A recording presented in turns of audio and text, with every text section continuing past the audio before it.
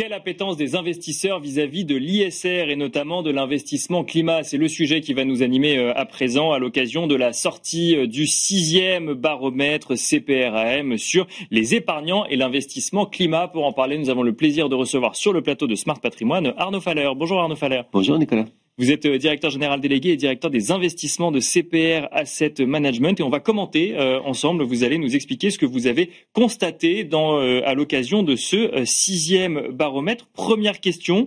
Dans un contexte où l'on voit qu'au niveau politique ou géopolitique, les sujets ISR avaient pu être mis un petit peu en retrait des sujets prioritaires, en tout cas traités de manière prioritaire, quelle appétence du côté des épargnants, des investisseurs sur l'ISR? Qu'est-ce que vous constatez dans les chiffres de votre côté, Arnaud Faller?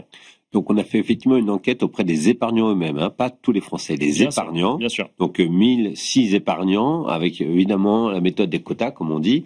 Et on a pu avoir une granularité assez forte pour justement segmenter ceux qui étaient autonomes, ceux qui étaient conseillers, ceux qui se déclaraient sachant investissement responsable, ceux qui étaient primo-souscripteurs, et on va y revenir. Et donc, grâce à cette granularité assez fine, on peut en tirer des enseignements. Donc, évidemment, le premier enseignement, c'est que il y a une certaine résilience. D'accord. C'est-à-dire que le taux de détention baisse un peu par rapport au pushback que vous évoquez, c'est évident. De 44% de taux de détention à 41%, donc c'est assez mesuré.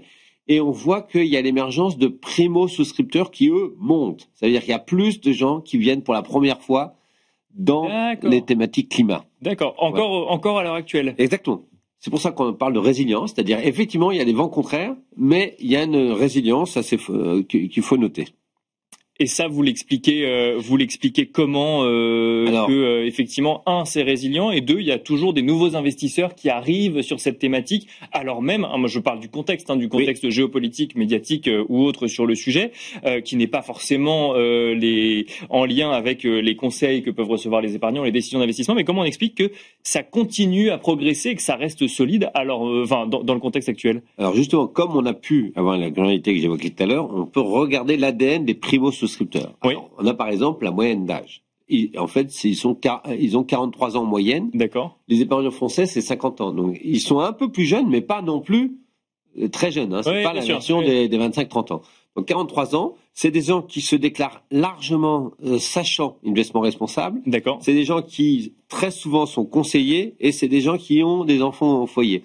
Donc, il nous semble que plus on est conseillé, plus on est convaincu et plus, effectivement, on peut être parmi les primo-souscripteurs. D'accord. Donc, c'est ça qui se passe. Il nous semble que, clairement, ça commence par une prise de conscience comme point de départ. C'est-à-dire que c'est les épargnants les plus informés et qui sont aussi les plus engagés. D'accord. Et d'ailleurs, parmi les primo-souscripteurs, c'est ceux qui font le plus le lien avec les événements climatiques.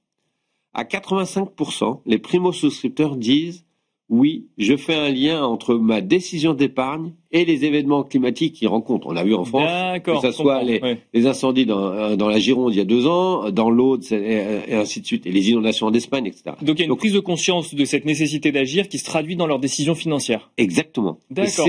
Donc c'est pour ça, c'est un peu un message d'espoir. Certes, encore une fois, on a un pushback global, mais finalement les primo-souscripteurs, c'est ceux qui encore une fois, pour autant qu'ils soient bien conseillés, bien accompagnés, pour être précis, et eux font un lien avec les événements climatiques et donc ils sont convaincus et ils font l'acte d'investir dans des fonds thématiques. Ça veut dire qu'ils ne cherchent plus que la performance financière. Ça va au-delà de ça aujourd'hui. Alors, pour ces épargnants-là, en tout cas. Alors c'est vrai, ces épargnants-là mettent à 90% quasiment le même niveau de performance financière, extra-financière. Globalement, malgré tout, au niveau des épargnants, aujourd'hui, il y a 51% qui mettent la performance financière devant. D'accord.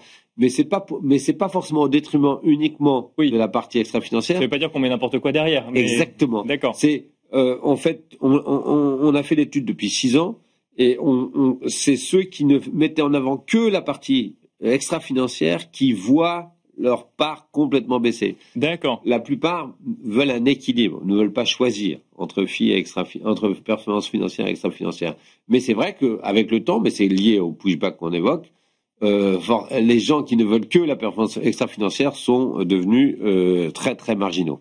Ça veut dire que plus il y aura de pédagogie et d'éducation sur le sujet, plus on aura on verra la proportion d'investisseurs aller sur l'ISR augmenter.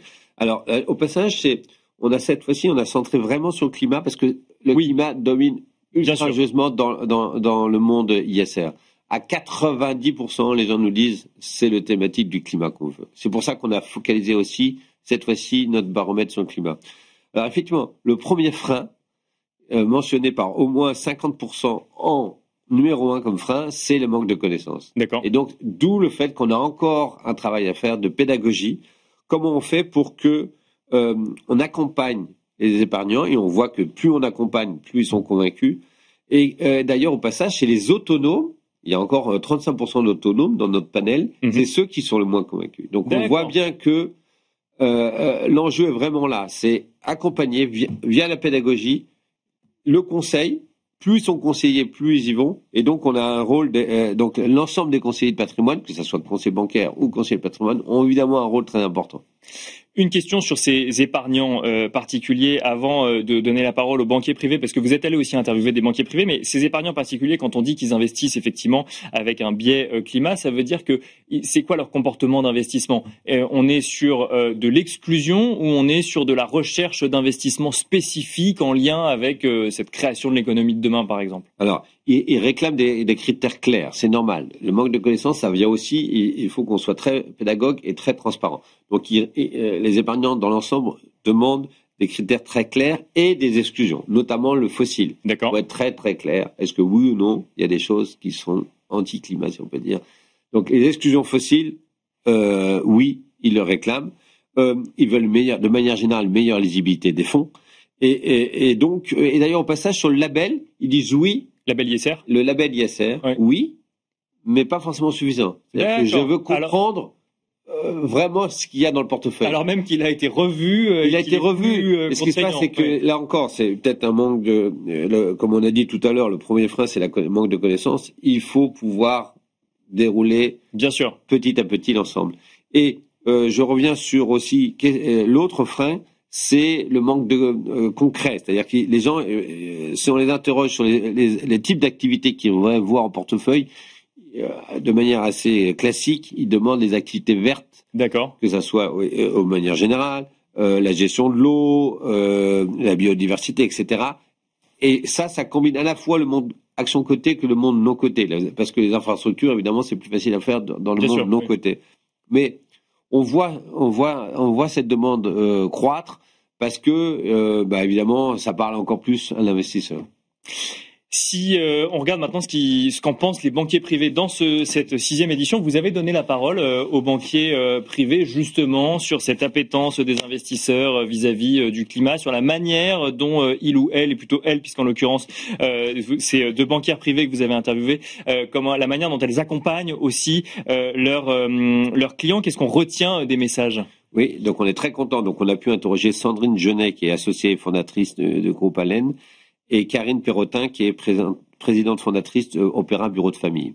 Donc la dernière nous dit un message assez clair, c'est le moment de faire le tri. D'accord. Entre ceux qui y allaient par défaut, ou pour cocher la case, ou pour des raisons réglementaires, et ceux qui y allaient par conviction. D'accord. Il y a des moments où il faut se poser, il faut dire qu'est-ce qui compte le plus. Et donc là, elle a pu voir parmi ses épargnants ceux qui effectivement c'était par défaut. D'accord. Mais il y en a quand même un grand nombre qui y allaient par conviction. Et donc, c'est au moment où il y a des questions qui se posent, c'est le bon moment de, entre guillemets, faire le tri.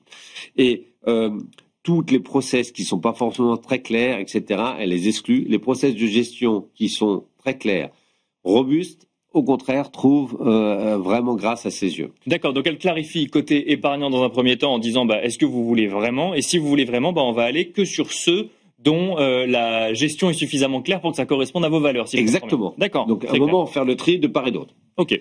Et alors Sandrine, elle mentionnait le fait que dans l'offre qui est disponible vis-à-vis des épargnants, on est très habitué à ce qu'il y a beaucoup d'offres actions, mais c'est vrai que, notamment sur le climat évidemment, mais c'est vrai qu'il manque une offre climat avec profil de risque mesuré, notamment tout ce qui est défensif. C'est-à-dire que quelqu'un qui est très proche de sa retraite, voire déjà en retraite, mais avec une espérance de vie encore évidemment plus faible, a pas forcément envie de mettre 100% d'actions. Bien sûr. Et donc, le risque prudent, aujourd'hui, il manque des produits climat qui ont... Il n'y a pas d'offre suffisante aujourd'hui. Il n'y a pas assez d'offres. D'accord. Parce qu'aujourd'hui, ça n'est que de l'investissement en actions on va dire qu'il y a majoritairement. Il y a beaucoup d'investissements en actions. C'est vrai qu'au sein de la maison CPRM, on a aussi des offres qui combinent actions et obligations, donc qui permettent de réduire aussi le niveau de risque absolu.